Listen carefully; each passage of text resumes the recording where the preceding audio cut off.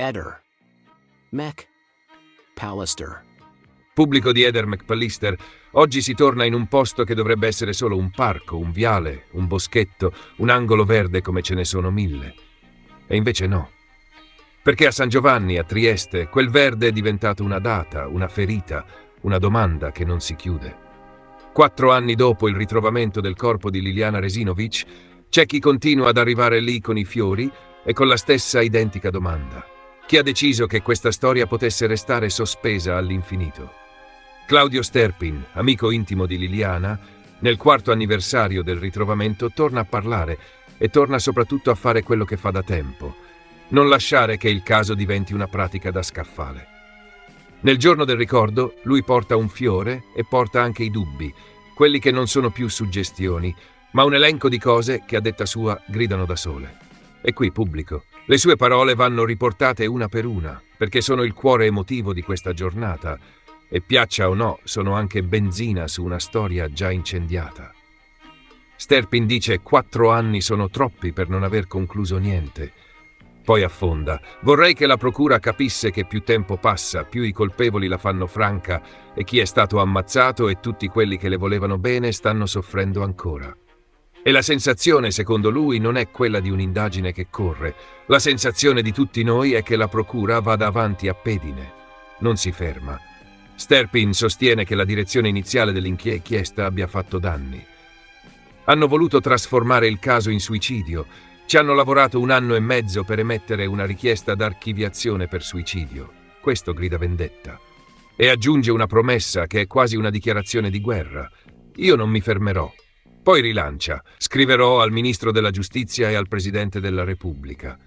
E arriva la frase che nel suo racconto è una chiave: torchiando Sebastiano emergerebbe tutto quello che c'è da sapere. Ne sono convintissimo.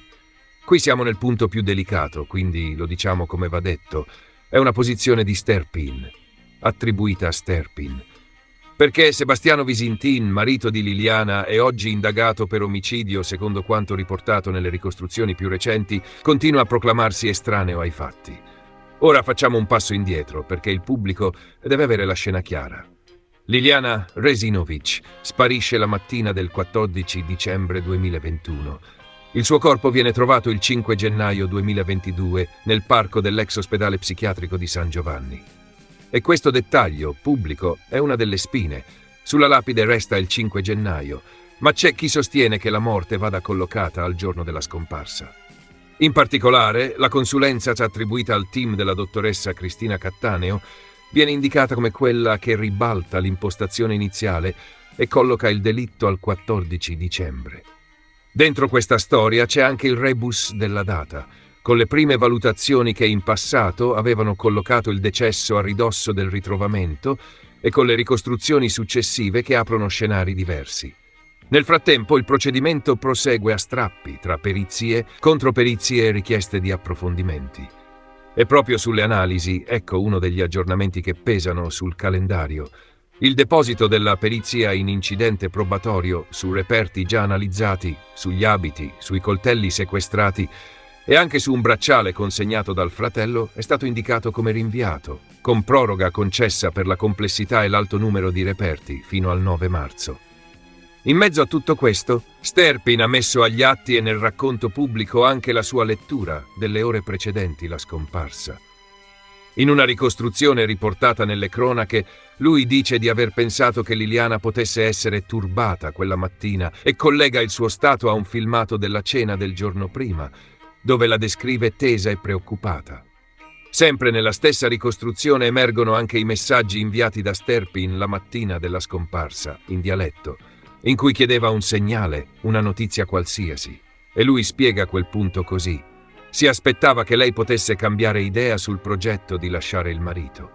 E poi c'è l'altro fronte, quello dello scontro pubblico. Nel 4º anniversario della scomparsa, in una sintesi delle posizioni contrapposte, Sterpin arriva a formulare così la sua convinzione: Sebastiano potrebbe non essere l'autore del delitto, ma allora dica chi l'ha fatto, perché al 1000% lo sa. Anche qui è una dichiarazione attribuita a lui, mentre Visintin respinge le accuse e nega la ricostruzione di una relazione e di responsabilità. Ecco perché oggi al boschetto quel fiore non è un gesto solo simbolico. È un modo per dire che la memoria non basta più, che il tempo non può essere l'alibi di nessuno. Sterpin lo mette in fila con parole crude. 4 anni senza una conclusione sono troppi. E più passa tempo, più chi ha fatto del male può sperare di restare al riparo. Che poi, diciamolo al pubblico, questa è la vera paura. Non il mistero in sé, ma l'abitudine al mistero. Monfalcone coltellate in casa e sangue sul pianerottolo. Lei sopravvive, lui muore dopo essersi ferito alla gola. Pubblico di Eder McPallister. Qui i fatti sono nudi e pesanti. Nella notte tra lunedì 5 e martedì 6 gennaio a Monfalcone, in un'abitazione di vicolo Desenibus, una donna di 63 anni, Maria Rosa Kodermaz, viene aggredita a coltellate dal compagno Paolo Utili, 76 anni. Secondo la ricostruzione fin qui emersa, la donna viene colpita più volte con un coltello, ma riesce ad allontanarsi dall'appartamento. Viene trovata a terra sul pianerottolo davanti alla porta di casa. A dare l'allarme è una vicina, dopo averla vista ferita sul pianerottolo. L'intervento dei soccorsi porta entrambi all'ospedale di Cattinara, a Trieste. Le condizioni della donna vengono descritte come stabili. Non sarebbe in pericolo di vita. È ricoverata nel reparto di medicina d'urgenza e nelle ore successive sono previste ulteriori medicazioni. Da quanto trapela, alcuni fendenti l'avrebbero raggiunta al collo senza colpire punti vitali. Dopo l'aggressione, l'uomo si ferisce alla gola con la stessa arma. I tagli autoinferti risultano più gravi e profondi. Muore poco dopo l'arrivo al pronto soccorso. Sulla vicenda indaga la squadra mobile della questura di Gorizia. La procura ha disposto l'autopsia per accertare la dinamica del suicidio.